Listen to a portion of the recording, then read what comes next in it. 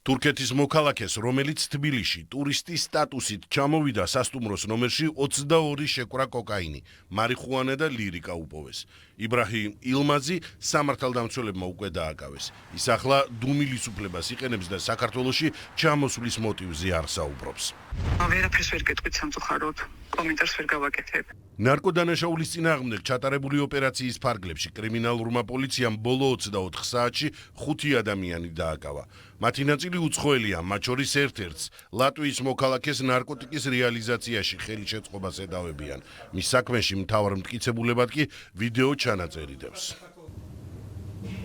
ბრალის ოფიციალურად წარდგენის შემდეგ სასამართლომ ყველა დაკავებულს პატიმრობა შეუფარდა. პროკურორი ამბობს, რომ ბრალდებულებს შხრეკისას 8 სახის, მათ შორის მძიმე ნარკოტიკული საშუალებები აღმოაჩნდათ. ბრალდებულებმა უკანონოდ შეიძინეს და ინახავდნენ დიდი და განსაკუთრებით დიდი ოდენობით ნარკოტიკულ საშუალება კოკაინს, ალფა-პვპ-ს, MDMA-ს, გამომშრალ მარიხუანას, ფსილიცინის შემცველ სოკოს, ფუპ AMB-სა და ბუპრენორფინს. ნარკოდანაშაულთან ბრძოლა შინაგან საქმეთა მინისტრისათვის ერთ-ერთ მთავარ პრიორიტეტად რჩება. გეკა გელაძე ამბობს, რომ ბრძოლაში სხვა სამართალდამცავი უწყებებიც არიან ჩართული და მომავალშიც ასე გაგრძელდება.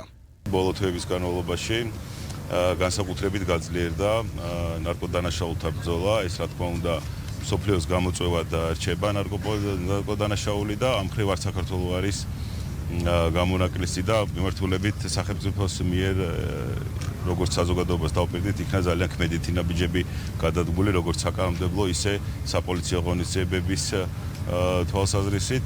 შინაგან საქმეთა სამინისტროს თანამშრომლებმა ბოლო 2 დღეში ნარკოდანაშაულის ბრალდებით 6 ადამიანი დააკავეს და განსაკუთრებით დიდი ოდენობის ნარკოტიკული საშუალებები ამოიღეს. ბრალის დამტკიცების შემთხვევაში ყველა დაკავებულს 20 წლამდე ან უვადო პატიმრობა ემუქრებათ.